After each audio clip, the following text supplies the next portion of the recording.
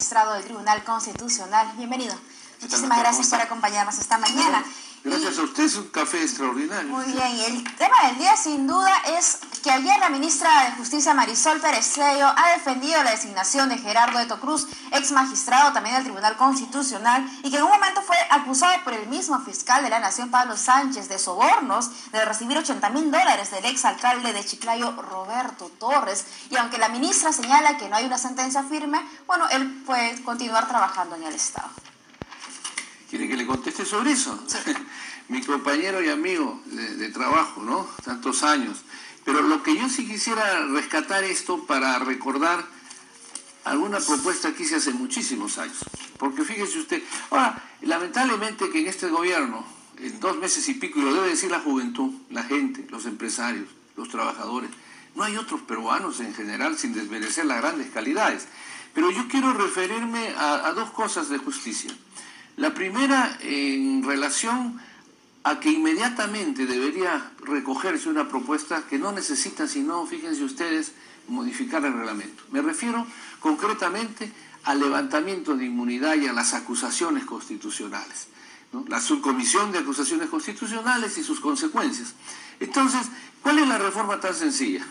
Todo proceso de solicitud de levantamiento de inmunidad que venga del sistema judicial, el Ministerio Público o del presidente de la Corte Suprema, se entiende por investigaciones hechas y de ilícitos, debe ya ni siquiera someterse al trámite de acusación, debe levantarse de inmediato la inmunidad. Porque el señor pasó por este proceso, señor Gerardo. No en general, yo creo, porque mire, sería interesante, porque indudablemente es importante que se investiguen las cosas, ahora que hay una mayoría parlamentaria que supongo está muy celosa contra la corrupción, sería interesante revisar las acusaciones que se han archivado a lo largo del tiempo, de un periodo, 2 periodos, ¿no? Sobre todo en casos emblemáticos, y ver quiénes son los actores de estos archivamientos. Ahora bien, fíjese, y esto es fundamental, porque ya estamos viendo ahorita que otra persona u otro congresista, creo, también está con solicitud de levantamiento. Pero en el caso específico del señor Gerardo Eto Cruz, ¿cómo se entiende o qué mensaje transmite el gobierno cuando contrata personas cuestionadas en su momento, que tal vez no tienen una sentencia, pero que han tenido un proceso y cuestionamientos, y ahora están desempeñando un cargo en el Estado? Había otras investigaciones, ¿no? Yo no sé. Yo creo que eso queda, fíjese, hace unos meses aquí dijimos algo que el pueblo lo tiene bien claro. Aquí nadie responde por nada. Entonces yo creo que estas cosas en el tiempo tienen que responder lo que lo hacen también, ¿no? Porque si no, la situación es sumamente seria. ¿Qué nos dice? Aunque usted me dice ya la ministra de Justicia se ha pronunciado, y es interesante y la gente se preguntará, no solo en este caso, ¿cómo es posible que justicia, el gobierno, diga esto cuando congrega y hace todo un espectáculo en la lucha contra la corrupción? Ahora, han señalado incluso propuestas, dice, para poder luchar contra la corrupción, pero no contra la impunidad. Ahí está el problema. Hay un tema, ¿no? Y creo que la población lo siente más que cualquier funcionario o gente que está arriba.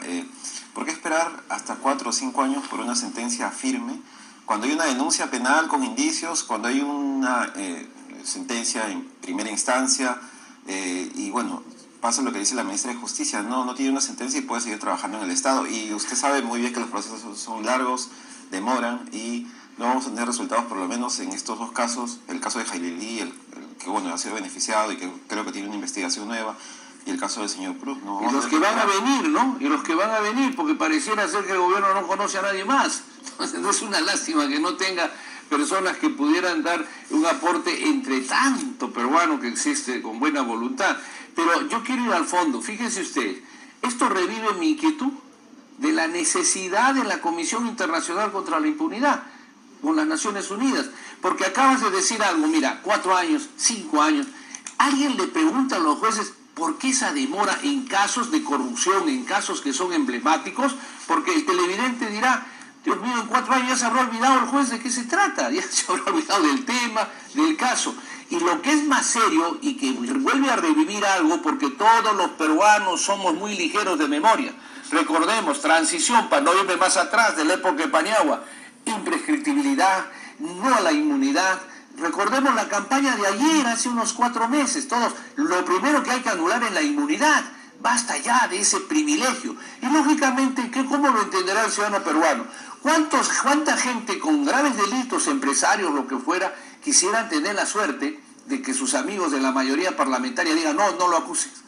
Se levanta todo y no pasó nada, ¿no? Es serio, ¿no? Funciona la influencia, funciona la habilidad de los abogados que dilatan procesos, entonces no hay nada que trabe. Perdón, el juez dirige el proceso y tienes tú ahora, hoy en día, en el Código Procesal Civil y el Código Procesal Penal, cómo sancionar a un abogado, que tú te das cuenta, el señor abogado, además el abogado tiene prestigiado, tiene algunos valores éticos, o los tiene, mejor dicho, en plenitud, y el juez tiene que recordárselos y puede ver los mecanismos de apresurar los casos. Sobre todo, yo no estoy diferenciando ni hablar de privilegios, pero indudablemente que hay casos emblemáticos que lastiman la conciencia popular y que generan una total desconfianza, y eso pareciera ser que no se da cuenta el señor presidente Kuczynski, no se da cuenta del daño que está causando a su gobierno y la frustración reiterada que está sufriendo el país en este tema. El gobierno anunció la muerte civil, la aplicación de esta figura, pero luego sonaron estos casos. ¿Y ahora qué hace con los que tiene? Exacto.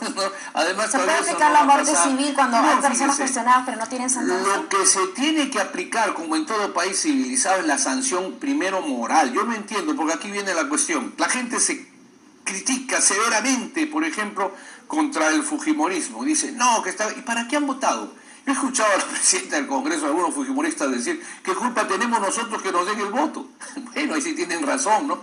El elector es el culpable, en este caso le están diciendo, tú tienes la culpa, me eliges a mí y yo hago lo que quiero, ¿no?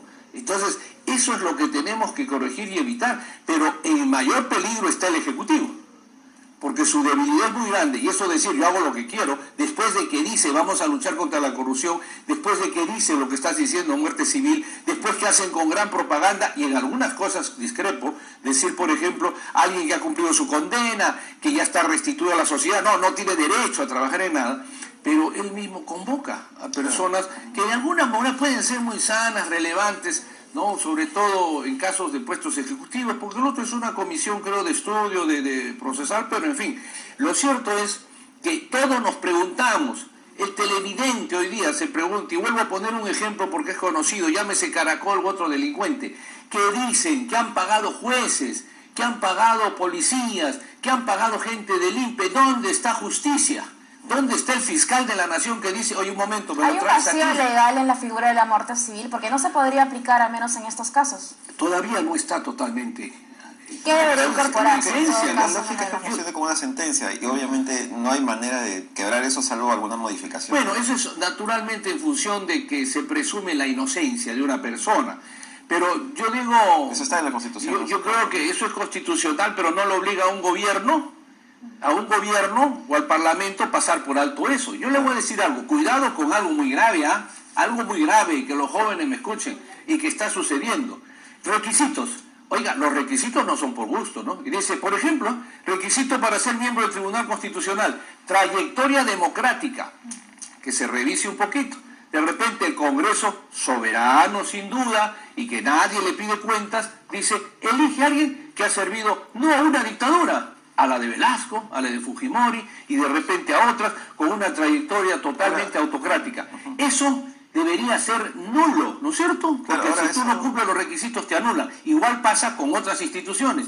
Y entonces, ¿quién tiene culpa? ¿El que postula diciendo yo tengo todos estos, no cumplo los requisitos, o el que elige? Ahora, del lado del presidente, también ha querido un poco, no sé si mostrar el otro lado, pero habla de, a propósito de los jueces corruptos, de una enmienda constitucional para que haya un representante del Congreso en el CNM y se revise la conformación también del CNM como tal, ¿no? Un poco diciendo de que el CNM no está cumpliendo bien su labor, no está, cuando es una labor también de los jueces, ¿no? Propiamente. O sea, él cree que el problema está en el CNM, es lo que le ha entendido el presidente, ¿no? No, además el presidente entiende que ese juez de Chachapoyas o de Junín, con eso es suficiente. Estamos mal acostumbrados, hay que ir hacia lo más grande. Ahora, fíjese usted, reformular la composición de la CNM puede... Mira, no es cuestión... Habría que reformular en algo, pero no volver a lo que era antes. O sea, yo estoy escuchando, uno lo pone el presidente, otro lo pone el Congreso, otro el Poder Judicial. Un ratito.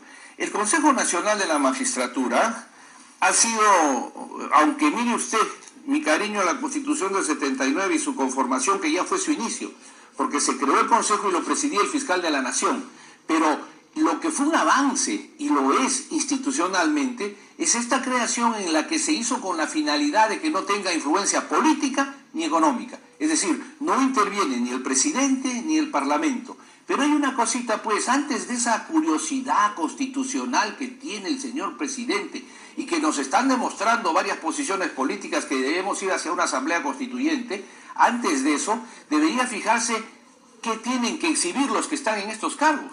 Porque fíjese usted, si vamos a seguir con el San Benito, que quien llega al Consejo de la Magistratura o a un cargo de la Suprema tiene un rosario de procesos y no tiene sentencia, ¿no es cierto? Y dejamos pasar eso. Y si usted me habla del Consejo Nacional de la Magistratura, al señor Acuña le han dado con todo a plata como cancha por razones de un plagio, ¿no? Okay, sí. Yo he leído una acusación hace poco en el que dicen que algunos del Consejo Nacional o el presidente también está en plagio, amén de otras denuncias. Entonces, primero, fíjate, es que yo le ruego, primero tiene que corregirse, y además esto se puede hacer ya, en forma inmediata, ahora se puede hacer. Okay. No estar demorando ni dilatando algo que trae como consecuencia esta frustración que es bien seria, bien delicada. Muchas gracias por acompañarnos esta Gracias mañana. a ustedes, Nos vamos a fíjate. una pausa.